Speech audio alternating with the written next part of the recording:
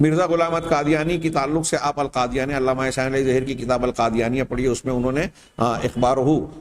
اس کی خبریں اور اس کی پیشین گوئیوں سے ایک مستقل باب باندھا ہے اور بیسیوں مثالیں پیش کی ہے کہ مرزا نے یہ پیشین گوئی کی کہ ایسا ہونے والا ہے، خبر دی کہ ایسا ہوگا۔ مولانا ثناء اللہ امرتسری رحمہ اللہ کے بارے میں کہا، پہلے دعا کی کہ ہم میں سے جو جھوٹا ہے وہ سچے کی زندگی میں حیضے یا طاعون کی بیماری میں مبتلا ہو کر مرے گا۔ پھر اس کے بعد اشتہار چھاپا کہ میں نے یہ جو بد دعا کی تھی اس کی اللہ کی طرف سے تائید ہو گئی، اب ایسا ہی ہوگا۔ اور کیا ہوا پھر نتیجہ؟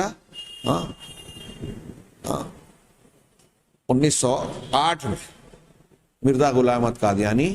قادیان کا رہنے والا، لاہور میں اس کی موت ہوتی ہے، وہ بھی حیضے کی بیماری میں، اور بیان کیا جاتا ہے کہ پاخانے کی شدت میں آخر میں اس کے منہ سے بھی فضلہ تک باہر آ گیا۔ لوگ قادیانی اس پر اعتراض کرتے ہیں، کچھ لوگوں نے بیان کیا تو اس پر کیس وغیرہ کر دیا ہندوستان کی جنوب ہند کی بعض عدالتوں میں، لیکن علامہ احسان علی ظہیر اور دوسرے علماء نے بیان کیا کہ یہ باتیں خود مرزا غلام احمد قادیانی کے بیٹے نے اپنی کتاب میں بیان کی ہے، غالباً سیرت المہدی میں،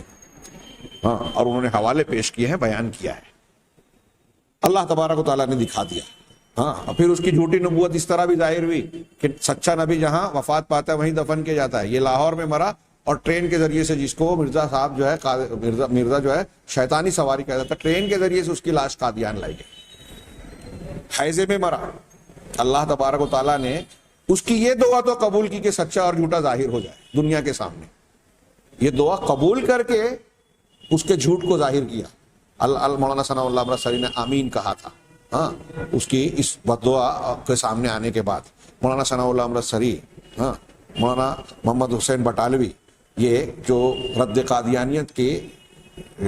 یلغار میں صف اول کے سرداران میں سے ہیں، انہوں نے ایسی بہت ساری چیزیں کی جس سے بالکل صاف ظاہر ہو گیا کہ یہ جھوٹا نبی ہے، اور بہت سارے علماء نے کتابیں لکھی، اس کے دعووں کو پیش کیا۔ اس نے جتنی پیشین گوئیاں کی کوئی بھی صحیح نہیں ہوئی۔ اس نے کہا کہ پادری آتھم، پادری تھا ایک، اس کو سال بھر میں اس کی موت ہو جائے گی، اس کے مرزا کے یہ کہنے کے بعد کئی سالوں تک وہ زندہ رہا۔ اس نے کہا کہ پنجاب میں اگلے کچھ دنوں میں جو ہے زلزلہ آنے والا ہے، اور گھر سے نکل کے میدان میں خیمے میں رہنے لگا۔ 10 سال تک وہاں پنجاب میں زلزلہ نہیں آیا جب اس نے پیشین گوئی کی 2-4 دنوں کے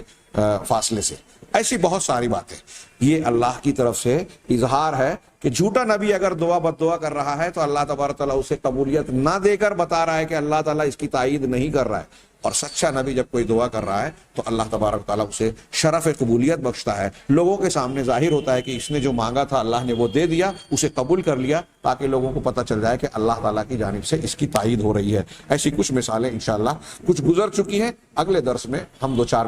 مثالوں پر اور نظر ڈالیں گے۔ اللہ تبارک تعالیٰ ہمیں صحیح علم اور صحیح عمل کی توفیق عطا فرمائے، اور اس کی بدولت اس کے ذریعے سے دنیا اور آخرت کے ہر فتنے اور ہر عذاب سے محفوظ رکھے، اور ہمیں جو ہے